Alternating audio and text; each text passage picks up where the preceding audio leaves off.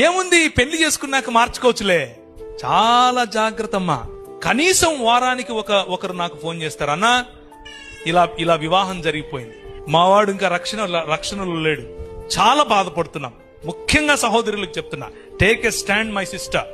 అవతలి వ్యక్తి యేసు ప్రభువును నమ్మి రక్షింపబడినటువంటి విశ్వాసి అయితే తప్ప మీ జీవితాల్లో వారిని అనుమతించకండి. మీ పెద్దల ప్రెషర్ అయినా సరే, మీ కులం యొక్క ప్రెషర్ అయినా సరే వారితో మాట్లాడండి, కానీ ఇలాంటి దేవుని వాక్య విరోధమైనటువంటి వాటిని మీ జీవితంలో అనుమతించకండి. Same thing with young boys, యవనులు. చాలా సార్లు ఈ ఉదాహరణ చెప్తూ ఉంటాను. మిద్దెకి ఒక ఆయన తాడేసాడంట కిందోడికి. ఒరే పట్టుకొని ఎక్కరా అంటున్నాడు. ఎక్కేవాడు గుంజితే పైనోడు పడతాడా, లేకపోతే కిందున్నోడు గుంజితే పైనున్నోడు గుంజితే కిందోడు పైకి వస్తాడా? ఆత్మీయతలో కూడా అంతే.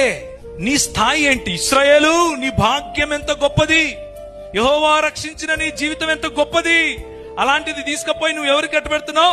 రాజైనా ఆహాబుతో వియ్యమందుతావా? యువర్ బిజినెస్ పార్ట్నర్షిప్ ఎవరితో ఉంది? మీరు ఎవరితో వియ్యమందుతున్నారు? మీ ఇచ్చిపుచ్చుకోవడాలు ఎవరితో ఉన్నాయి? నేను లోకంలో మీరు ఉండకండి అని చెప్పట్లేదు, లోకంలో మీ సంబంధం ఉండకూడదని చెప్పట్లేదు, మీ బంధుమిత్రులతో మీ సంబంధం ఉండకూడదని చెప్పట్లేదు. కానీ మీ కుటుంబాలను నియంత్రించేంతగా వారిని లోపలికి రానివద్దు. మీ కుటుంబాన్ని, మీ ఫెయిత్ ను నియంత్రించేంతగా వారి ఇన్ఫ్లుయెన్స్, వారి యొక్క ప్రభావం, అది కులమైనా సరే, అది మతమైనా సరే, అది ప్రాంతమైనా సరే, భాష అయినా సరే, ఏదైనా సరే, బంధువర్గమైనా సరే, let nothing control your faith in the Lord Jesus Christ. యేసు క్రీస్తుతో మీకున్న సంబంధాన్ని ఇవేవీ కూడా నియంత్రించకుండా ఉండేందుకు మీరు సిద్ధపడాలి.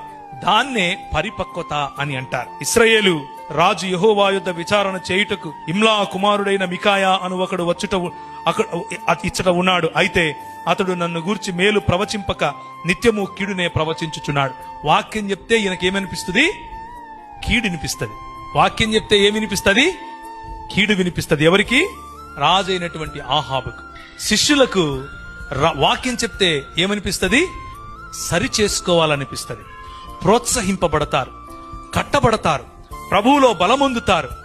కానీ దేవుని ఆవరణమును రుచి చూడని వారు, దేవుని రక్షణ సువార్తను రుచి చూడని వారు, పరిశుద్ధాత్ముని యొక్క అభిషేకమును పొందినటువంటి వారు, దేవుని వాక్యములో ఉన్నటువంటి రిప్రోచ్, దేవుని వాక్యములో ఉన్నటువంటి కరెక్షన్, దేవుని వాక్యంలో ఉన్నటువంటి ప్రోత్సాహం, దేవుని వాక్యంలో ఉన్నటువంటి బోధ విన్నా కానీ వినని వారుగా ఉంటారు. వారికి ఏమనిపిస్తుంది? అది వీడెప్పుడూ నా గురించి మంచి చెప్పడరా, వీడెప్పుడూ నన్ను తిడతానే ఉంటాడు అని అనుకుంటారు.